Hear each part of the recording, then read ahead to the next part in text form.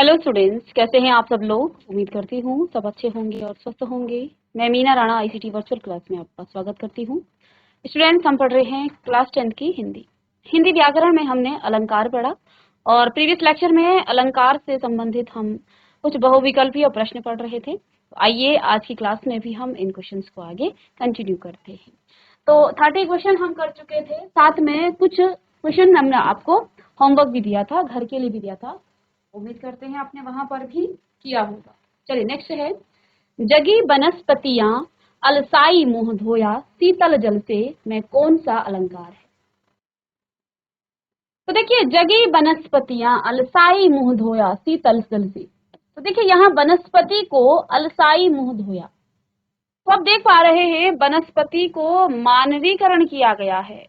मुंह धोया कौन धोता है? शीतल जल से। बनस्पतियां, जगी बनस्पतियां अलसाई, यानी कि शीतल जल से। जब शीतल जल उन अलसाई यानी सूखे वनस्पतियों पर गिरती है तो वो क्या हो जाती है? वो जाग जाती है, ऐसे जैसे कि उसने मुंह धोया हो। अब मुंह कौन धोता है? मुंह धोने वाला मानव है। तो इसमें वनस्पतियों का मानवीकरण किया गया है कि मानो जब हम मुंह धोते हैं ना, देखो जब हमें नींद आती है तो नींद आने से हम क्या हो जाते हैं? अलसा जाते हैं, आलस हमें आ जाता है। तो अब ऐसे ही वनस्पतियों में भी यदि पानी न पड़े बहुत दिनों तक, वो सूखा हो जाता है और वनस्पति अलसा जाती है। लेकिन जैसे ही उसमें शीतल जल पड़ जाता है तो वो फिर से जाग जाती है, फिर से वो खिल उठती है। अब हम भी जब मुंह धोते हैं तो हमारी नींद भाग जाती है, आलस्य निकल जाता है। तो ऐसे ही वनस्पतियों को भी यहाँ पर कहा गया है कि जगी वनस्पतियां अलसाई मुंह धोया शीतल जल से। जैसे ही अलसाई वनस्पति पर यानी सूखी वनस्पतियों पर हमने शीतल जल डाला तो वो ऐसे जगी जैसे कि उसने मुंह धोया हो। तो जैसे मानव क्या करता है, उसे आलस आता है, मुंह धोता है वो, और वो क्या हो जाता है? वो जाग जाता है। ऐसे ही यहाँ पर वनस्पतियों का मानवीकरण किया गया है कि जैसे वो वनस्पति जो है मुंह धो करके जाग गया हो, यानी यहाँ पर आपका मानवीकरण अलंकार है। चलें आगे बढ़ते हैं।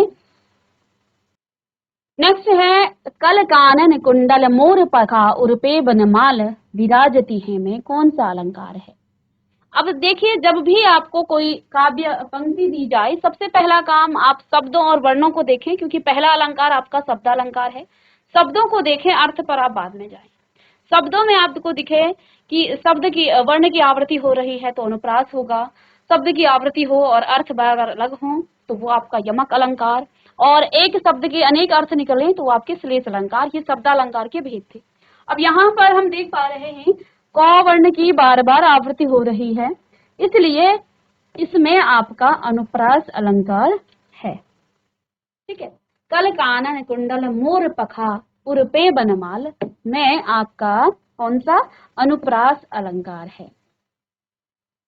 चलिए आगे देखिए, सागर के उर पर नाच नाच करती हैं लहरें मधुर गान में कौन सा अलंकार है। ठीक है,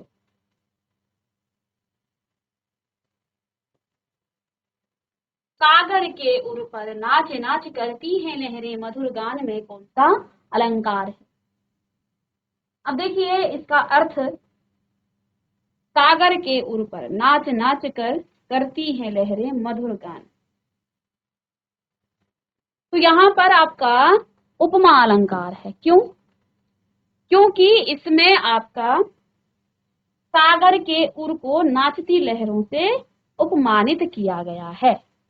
सागर के उर को नाचती जो है लहरों से क्या किया गया है? उपमानित किया गया है, यानी कि उससे उसकी तुलना की गई है। तो सागर के उर पर नाच नाच करती हैं लहरें, इसमें आपका उपमा अलंकार है। तो ये तो आपका बहुत ही फेमस है, इसको तो हमने उदाहरण में भी पढ़ा था। कनक कनक तै सौगुनी मादकता अधिकाय या खाए बोरात नर या पा बोराय में कौन सा अलंकार है। तो क वर्ण की आवृत्ति हो रही है, कनक कनक नहीं, क वर्ण की आवृत्ति नहीं, कनक वर्ण की आवृत्ति हो रही है इसमें। और जहां एक शब्द की आवृत्ति हो और हर बार उसका अर्थ हो, इसमें कहा गया है कनक, और कनक एक धतूरे को कहा गया है और दूसरा सोने के लिए। और एक धतूरा जो है एक प्रकार का नशीला पदार्थ होता है जिसे पीने से नशा चढ़ जाता है और आदमी को होश नहीं रहता है। ऐसे ही जब व्यक्ति को धन और सोना मिलता है, यहाँ सोने का मतलब धन से है, सोना भी हो सकता है उसमें, उसका अन्य धन भी हो सकता है। जब व्यक्ति के पास अत्यधिक धन आ जाता है तो वो भी पगला जाता है, उसे भी अपने होश खो देता है, उसके अंदर जो है गर्व आ जाता है, घमंड आ जाता है। तो क्या कहा गया है, कनक कनक तय 100 गुनी मादक ताधिकाय, या खाए बोरात नर या पाए बोरात।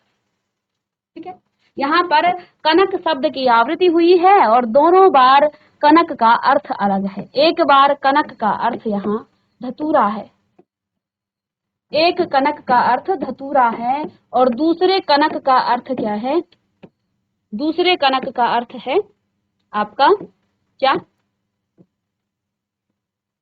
पहले का धतूरा और दूसरे का है सोना, और दोनों ही बार अलग अर्थ यानी कि यमक अलंकार, दोनों ही बार अलग अर्थ यानी कि यमक अलंकार। चलिए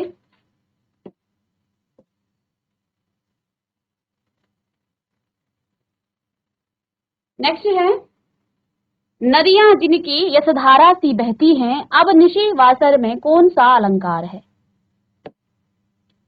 नदियां जिनकी यशधारा सी बहती हैं है, अब निशि वासर में कौन सा अलंकार है।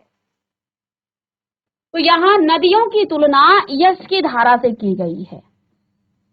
ठीक है, यहाँ नदियों की तुलना किसके साथ, यश धारा से की गई है, और ये आपका उपमेय है, ये आपका उपमेय है, और ये आपका उपमान है।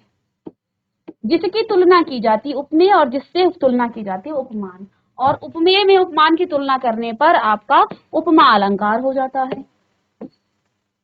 ठीक है, चलिए नेक्स्ट प्रश्न है, प्रश्न चिन्हों में उठी है भाग्य सागर की हिलोरें में कौन सा अलंकार है। प्रश्न चिन्हों में उठी है भाग्य सागर की हिलोरें, इसमें कौन सा अलंकार है। चलिए, तो यहाँ पर भाग्य को सागर की हिलोरों की भांति के समान बताया गया है। जब तुलना की जाती है तब आपका उपमा, और जब हम रूप देते हैं तो भाग्य को सागर की हिलोरों का रूप दिया गया है, इसलिए इसमें आपका रूपक अलंकार होगा, इसलिए इसमें आपका रूपक अलंकार होगा। नेक्स्ट है, मैं बरजी कै बार तू इत कत लेती करोट, पंखुरी लगे गुलाब की परी है गात खरोट में कौन सा अलंकार है। मैं बरजी के बार तू इत कत लेती लेती करोट, पंखुरी लगे गुलाब की परी है गात खरोट में कौन सा अलंकार है।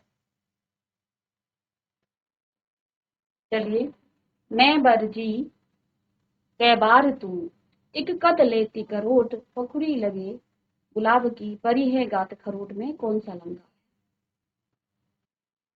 मैं बरजी कै बार तू इत कत लेती करोट, पंखुरी लगे गुलाब की पर है गात खरोट में, यहाँ पर बात को बढ़ा चढ़ाकर कहा गया है, इसलिए जहां हम बात को बढ़ा चढ़ाकर कहते हैं वो आपका अतिशयोक्ति अलंकार कहलाता है। ठीक है, नेक्स्ट है, लोने लोने वे घने चने क्या बने बने, इठलाते हैं होले होले होली गागा, घुंघरू पर ताल बजाते हैं में कौन सा अलंकार है। तो इस पंक्ति में यहाँ पर जो निर्जीव चने हैं, निर्जीव जो चने हैं वो मनुष्य के तरह जो है इठलाने को यहाँ पर बताया गया है। फिर कहा है होले होले होली गागा, घुंघरू पर ताल बजाते हैं। तो चने, तो यहाँ पर चनों को जो है मनुष्य की तरह जो है इठलाने के लिए कहा गया है, इसलिए यहाँ पर मानवीकरण अलंकार आया है। नेक्स्ट है कालिंदी कुल कदम्ब की डारिणी में कौन सा अलंकार है? तो ये तो आपका एक वर्ण की आवृत्ति क तो अनुप्रास अलंकार यहाँ पर आपका आ जाता है। ठीक है, नेक्स्ट है पीपर पात सरिस मन डोला में कौन सा अलंकार है? पीपर पात सरिस मन डोला, तो इसमें क्या कहा गया है? जो पीपल के पत्ते हैं और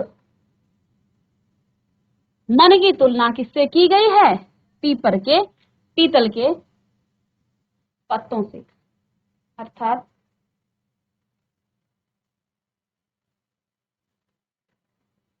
मन यहाँ पर आपका, क्योंकि तुलना की गई है, मन यहाँ उपमेय है और पीपल के जो पत्ते हैं वो उपमान है।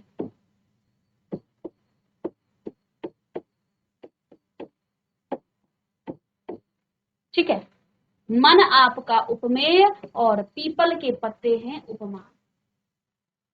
ठीक है,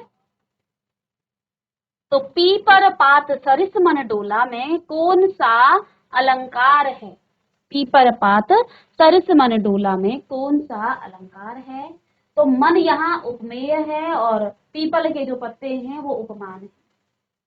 ठीक है ना, तो इसका मतलब जहां उपमेय में उपमेय की तुलना उपमान से की जाए तो वहां पर आपका उपमा अलंकार होता है। तो मन क्या होता है? देखो आप पीपल के पत्ते में पानी रखो ना तो वो क्या होता है? इधर उधर हिलता रहता है, ऐसे ही मन भी हमारा है। ठीक है, तो मन की तुलना यहाँ पर किससे की गई है? पीपल के पत्तों से की गई है। चलिए नेक्स्ट है आपका काली घटा का घमंड घटा में कौन सा अलंकार है? सबसे पहले तो इसका अर्थ जानते हैं। काली घटा का घमंड घटा, ठीक है, देखो यहाँ एक शब्द आया है दो बार, घटा और घटा, दोनों ही बार शब्दों के अर्थ अलग अलग हैं। पीपर काली घटा, घटा यहाँ बादल को कहा गया है। ठीक है, और इसमें कम होने को कहा गया है। जब बादल काली घटा, बादल काला कब होता है? तो उसमें पानी होता है, और जब वो क्या होता है? पानी बरस जाता है तो घटना उसका घमंड कम हो जाता है। तो यहाँ एक शब्द की दो बार आवृत्ति हुई है और दोनों ही बार उसके अर्थ अलग अलग हैं, इसलिए इसमें आपका यमक अलंकार है। इसलिए इसमें आपका यमक अलंकार है। बहुरी वदन विधु अंचल ढाकी में कौन सा अलंकार? तो क्या लिखा है? बहुरी वदन विधु अंचल ढाकी। तो यहाँ पर जो है मुख की समानता किससे की गई है? शरीर पर मुख की समानता का आरोप है, अर्थात यहाँ मुख को जो है शरीर का ही अंग कहा गया है, यानी कि शरीर का ही एक रूप इसे दिया गया है, इसलिए इसमें आपका रूपक अलंकार है। ठीक है, नेक्स्ट, बांधा था विधु को किसने इन काली जंजीरों में, मणि वाले फणियों का मुख क्यों भरा हुआ है हीरों में से, में कौन सा अलंकार है? तो देखिए, बांधा था विधु को किसने इन काली जंजीरों में, मणि वाले फणियों का मुख क्यों भरा हुआ है हीरों से, में कौन सा अलंकार है? तो यहाँ पर बातों को बढ़ा चढ़ा कर कहा गया है, इसलिए इसमें आपका अतिशयोक्ति अलंकार है। चलिएगा इसे भी नोट कीजिएगा। यहाँ पर क्या है? पहले पंक्ति में लिखा है बांधा था विधु को किसने इन काली जंजीरों में। यहाँ विधु का अर्थ है चांद और काली जंजीरों का अर्थ कवि के बाल से है। कवि को काली जंजीरों से बांधने की बात एक बढ़ा चढ़ाकर कही गई बात है। आगे क्या है? मणि वाले फणियों का मुख क्यों भरा हुआ है हीरों से। यहाँ मणि वाले फणियों का अर्थ मांग से है, जिसमें मणि या मोती लगे होते हैं, और हीरों से भरा हुआ का अर्थ यहाँ मोतियों से भरी मांग का वर्णन है। यहाँ भी मांग में हीरे जड़ने की बात की गई है, जो कि आपका बढ़ा चढ़ाकर कहा गया है, इसलिए इसमें जो है आपका अतिशयोक्ति अलंकार है। नेक्स्ट है, हे वसुधरा बिखेर देती मोती सबके सोने पर, रवि बटोर लेता है उसको सदा सवेरा होने पर, मैं कौन सा अलंकार है। हे वसुंधरा, हे वसुंधरा बिखेर देती मोती सबके सोने पर, रवि बटोर लेता है उसको सदा सवेरा होने पर, मैं कौन सा अलंकार है। तो इसमें क्या लिखा है, वसुंधरा, वसुंधरा पृथ्वी को कहा गया है, पृथ्वी है ना, वसुंधरा का मतलब पृथ्वी को। हे वसुंधरा बिखेर देती मोती सबके सोने पर, अर्थात यहाँ पर एक निर्जीव पृथ्वी को जो है एक सजीव प्राणी के समान मोती बिखेरने, और आगे कहा गया है रवि बटोर लेता है उसको सदा सवेरा होने पर, और रवि को उसे समेटने का कार्य करते हुए दिखाया गया है, यानी कि बिखेरना और उसको जो है संवारना, उसको जो है क्या कहा है, हे वसुंधरा बिखेर देती मोती सबके सोने पर, रवि बटोर लेता, बिखेरना और बटेरना ये जो है एक मानव का काम है। तो वसुंधरा पृथ्वी और रवि सूर्य के लिए एक मानवीकरण, मानव उसका जो है मानवीकरण किया गया है, ये काम मानव ही करता है, बिखेरना और उसे बटेरना। तो यहाँ पृथ्वी और सूर्य को जो है का मानवीकरण किया गया है, इसलिए इसमें आपका मानवीकरण अलंकार है। नेक्स्ट है, कूकई लगी कोयल कदम्बन पर बैठी फेरी में कौन सा अलंकार है। तो आप यहाँ पर देखिए एक वर्ण की ही आवृत्ति हो रही है, क क क, तो इसमें आपका अनुप्रास अलंकार, ठीक है। चलिए एक प्रश्न और करते हैं, उदित उदय गिरि मंच पर रघुवर बाल पतंग, बिकसे संत सरोज सब हर्षे लोचन भृंग, में कौन सा अलंकार है। तो यहाँ पर जो है उदित उदय गिरि मंच पर रघुवर बाल पतंग, बिकसे संत सरोज सब हर्षे लोचन भृंग, इसमें जो है रूपक अलंकार है, ठीक है। चलिए तो इसी के साथ हमने अलंकार और अलंकार के उदाहरणों को आपके सामने प्रस्तुत किया, साथ में हमने इसके बहुत सारे प्रश्न उत्तर भी किए हैं, ठीक है। उम्मीद करते हैं कि इतने प्रश्नों से आपको अब अलंकार का कॉन्सेप्ट समझ में आ गया होगा। अलंकार किसी भी व्याकरण में जब आप करते हैं किसी कॉन्सेप्ट को, उसके क्वेश्चन प्रैक्टिस बहुत जरूरी है, इससे आपको जो है वो अच्छे से समझ में भी आ जाता है और आगे आप एग्जाम में भी इसको कर पाएंगे। उम्मीद करते हैं अलंकार आपको समझ में आया होगा, और नेक्स्ट क्लास में हम एक नए टॉपिक के साथ मिलेंगे। तब तक के लिए thank you and have a nice day.